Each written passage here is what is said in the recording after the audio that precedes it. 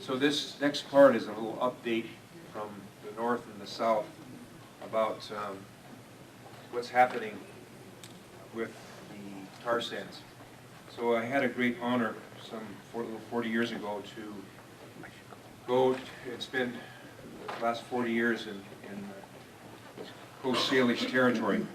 And in that process, met this the really wonderful people of that area. People, salmon people, whose treasure for the salmon, for their water, is the same as this is here, the buffalo.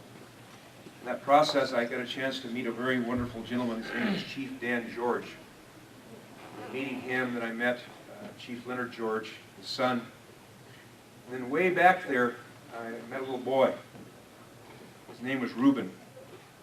He was part of that circle there.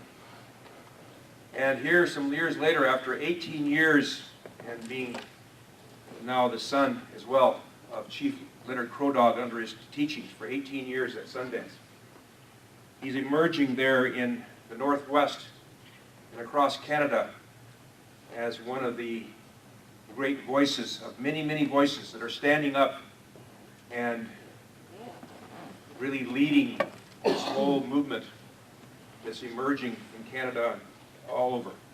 So at this time, to give an update from the Tsleil-Waututh Nation, at one time, just like it was for all of us, they were 15,000 people. By the time the disease was gone, they were down to 13 people. And so I want to ask Ushka to come up. I want Chief Darrell Bob from Statlam Nation to join you. ACM, HCM, CIA, Chief Skalootstan Snot to Sleutu, Chief Yopanan Snot to Sleutu Squamish, which got Chasiam, our relatives, which got Chasiam Munmun, my father, Leonard Crow-Dog, which got Chasiam Orville and Faith. I'd really like to thank you on behalf of my nation and my people for allowing us to come down to share. We already have a relationship with one another, and it's been going, like Uncle said, for 40 years with my family, for almost 20 years with my father, Leonard Crow-Dog, with my auntie as well. Thank you for speaking and sharing your words. And my new auntie, I thank you also for your family and the hard work that you have done. You know, our trials and tribulations have been the same. The things that we went through this are the same. Our history is the same, pre-contact and before contact. You know, my grandfather and my Uncle Len would talk about a beautiful life of abundance. When I was a child, I remember in the streams where the water was not even a foot deep, and hundreds of salmon would swim up there. It's not like that anymore. And when we said, when the tide would go, the table was set, we'd go out there and harvest clams and oysters. Never went hungry like that. Grown up in poverty and never went hungry like that. But those things are going. I just recently saw a documentary of my grandfather sitting on a beach, and he's talking about the same things that I've been sharing, that he's been teaching.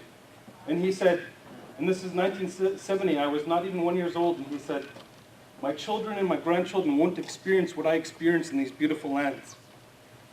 And I've been saying that about my kids, because they won't see the salmon like I did in the streams behind our house, where hundreds of salmon ran up there, jumping out of their element into the air and just persevering, and all those good lessons that you have about buffalo. We have the same thing about salmon. What buffalo was to you as salmon was to us. And during those times, you know, it was hard. But just like you, what kept us going was our culture and our spirituality. And we had a legend, we had stories that we said when we needed help, we would send out a prayer, and people would come, and they would share and they'll teach. And that's three of my teachers have done that. They came to the West Coast, and they shared and they helped and they taught. They did that for decades. So at this time, I'd like to link it. My father, Leonard Crodog, for all the good work that you do, not only with my nation of people and the Coast Salish territory, the people of British Columbia, and I know how you touched them and uplifted them. And I thank you for that good work that you do, and we're always sending you blessings, and we're always sending you prayers. My mom's too old to travel down here, but she sundanced at Crodog's. She's an elder, and she went and sundanced. And she cries every time I leave because she knows her spirit still calls her to those trees that we pray to. So my family would like to blanket you, my dad, and continue to thank you for the continuing teachings that you give us all, and the love that you give us all, unconditional. So thank you, my dad. There's some cedar from the tree behind our house.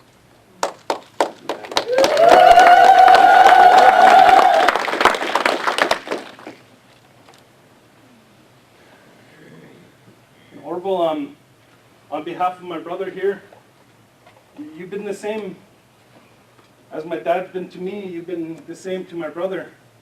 And it's such a momentous, beautiful thing to have, to me, two iconic spiritual leaders come together and sit like this for a common cause. For a common cause. Our nations of where my dad's from, Squamish and Tsleil-Waututh, we never got along. Even in my lifetime, we'd duke it out. We would duke it out. But we got together this year, and we said, no more destruction to our sacred. We paddled together in one canoe, and we're strong as the weakest one in there, and we paddled together, and we did that as one nation. And this is what it felt like to me by having our two spiritual leaders come together that are known worldwide, and it's starting right here in your beautiful traditional territory. So my brother would like to blanket you too, Uncle. And thank you for the good, strong, beautiful work that you've been doing. Look at